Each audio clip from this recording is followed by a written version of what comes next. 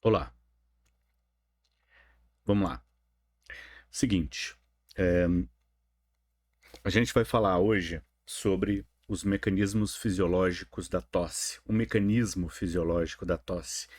E esta aula, ela entra dentro da semiologia respiratória, porque a gente vai falar sobre a investigação semiológica da tosse, né? Acaba funcionando. E ela vai entrar também na avaliação da tosse dentro da aula de cuidados paliativos, que será posteriormente publicada, ok? Então, o vídeo de hoje a gente vai falar dos mecanismos fisiológicos da tosse. A gente fala mecanismo fisiológico da tosse porque tosse é mesmo um reflexo protetor, né? Reflexo protetor. Seria patológico a incapacidade de tossir, né? Então, existe um mecanismo fisiológico via reflexo protetor de vias aéreas. Vias aéreas, ok? E aí esse reflexo protetor é dado pela expulsão explosiva e breve do ar e junto com esse ar do conteúdo excessivo, do conteúdo estranho às vias aéreas que a gente precisa colocar para fora. Então, essa proteção seria a de limpar as vias aéreas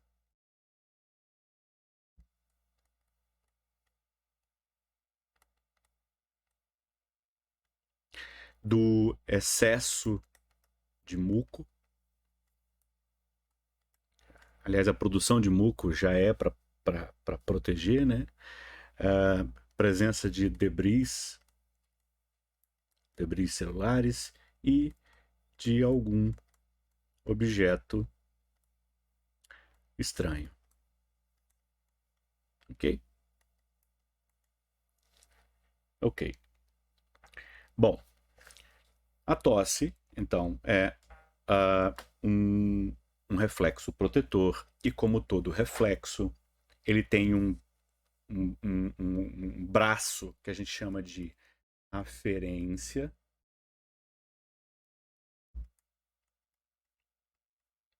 Aferência, que é o que recebe informação do ambiente e entrega para um centro processador dessa informação, e desse centro há uma eferência. Isso é uma unidade de reflexo, vamos dizer assim. Então, um reflexo tem um braço que recebe o estímulo, um centro processador e uma eferência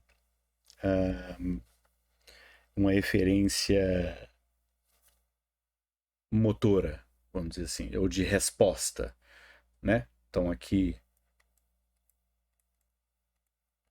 existe aqui o sensório e aqui a parte motora. Então a tosse tem então essas três, esses três componentes. Bom, então vamos falar desses componentes especificamente. Vamos falar da aferência.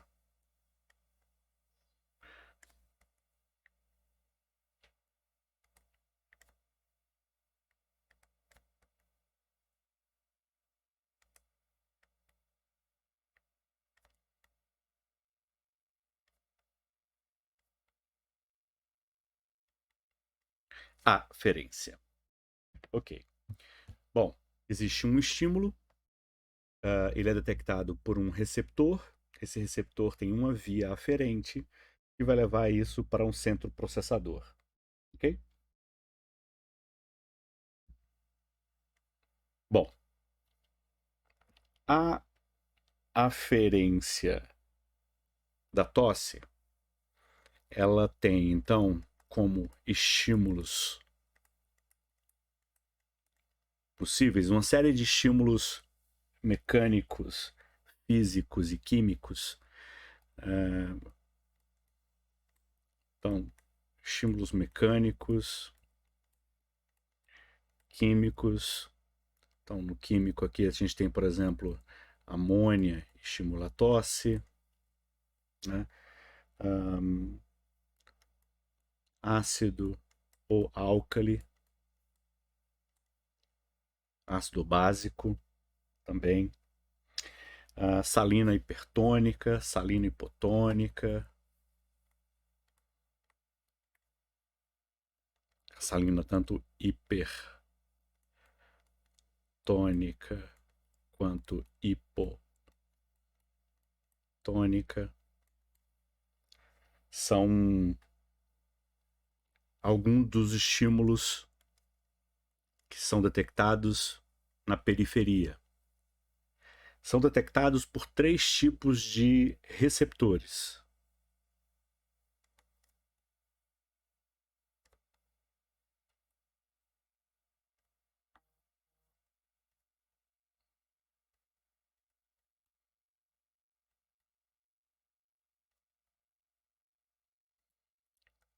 Três tipos de receptores: HARS, SARS e fibras do tipo C. Terminação nervosa de fibras do tipo C. Essas fibras do tipo C são os receptores nociceptores, importantes na detecção de estímulo nocivo na fisiopatologia da dor. E aí eu tenho o HARS e o SARS, que são receptores de adaptação rápida. Esse R aqui é de rápido, e esse S é de slow ou lento. Então, são receptores de adaptação lenta e receptores de adaptação rápida. Ok? Então, esses receptores estão prontos para responderem a alguns desses estímulos que eu citei aqui, ó. Então, fumaça tosse, né? Porque fumaça é um dos que estimulam lá. É importante, por exemplo, a gente pensar nisso, né? Edema pulmonar, o edema no interstício também estimula a tosse. E assim vai. Então, estimula exatamente o que? Esses receptores, HARS, SARS e fibras do tipo C, tá? E elas são levadas ao centro processador por alguns nervos. Basicamente, a gente tem a grande participação do nervo vago, ok? Ele é um dos nervos que levam a aferência para esse centro processador, tá? E nesse caso, a gente tem uma série de ramos. A gente tem o ramo faríngeo,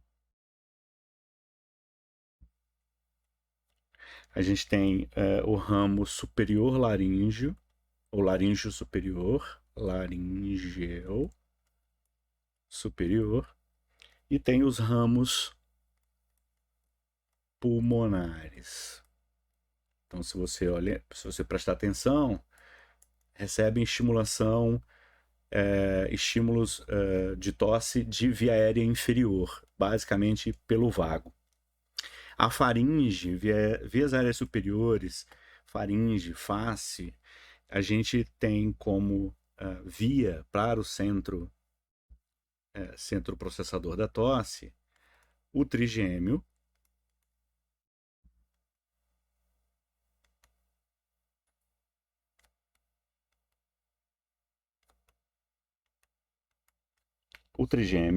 e o glossofaríngeo.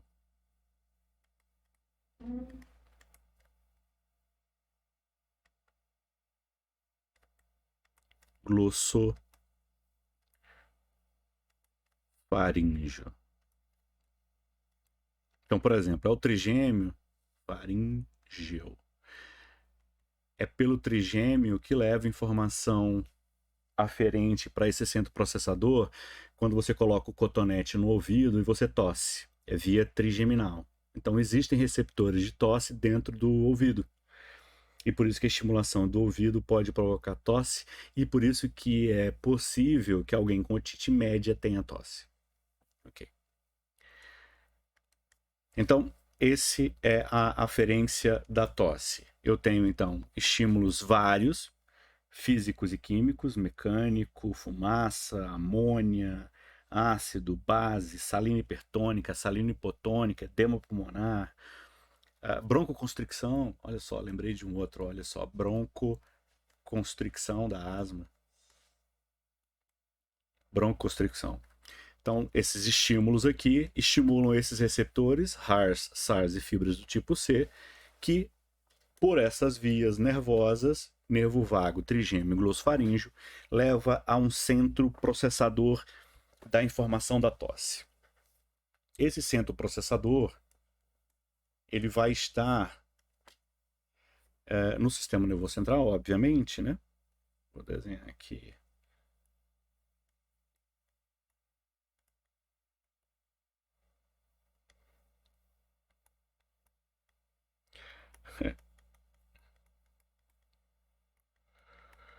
Um cérebro, mais ou menos desenhado, mas assim, na medula espinhal aqui, na parte baixa da ponte, no segmento mais póstero, mais dorsal, dorsolateral, se eu não me engano, existe um centro processador da tosse que se chama núcleo do trato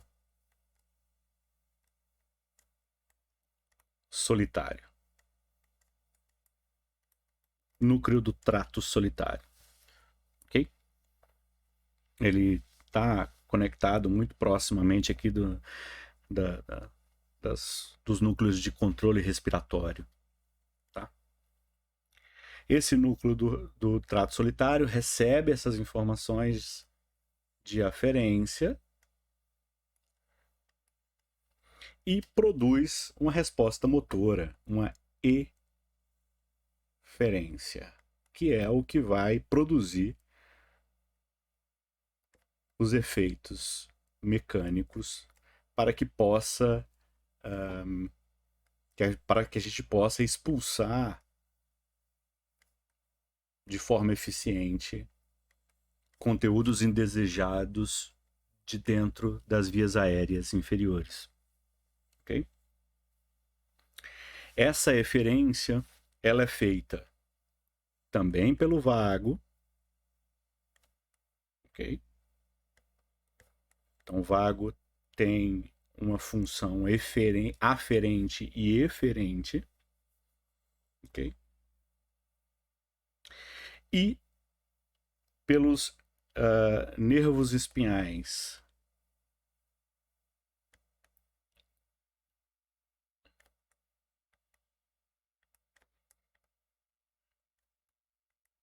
Pelos nervos espinhais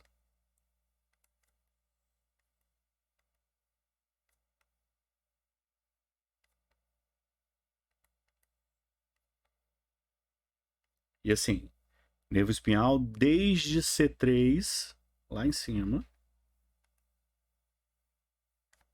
até S2, até sacral 2.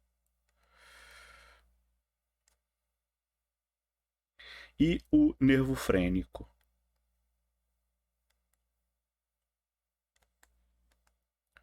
Nervo frênico.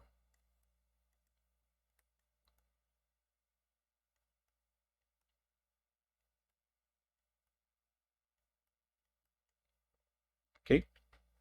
Bom, então essa eferência, ela é motora por natureza, né?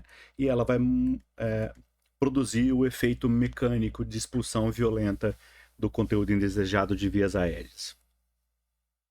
O vago vai agir basicamente vai ter efeito basicamente em laringe e na árvore traqueobrônquica. traqueobrônquica.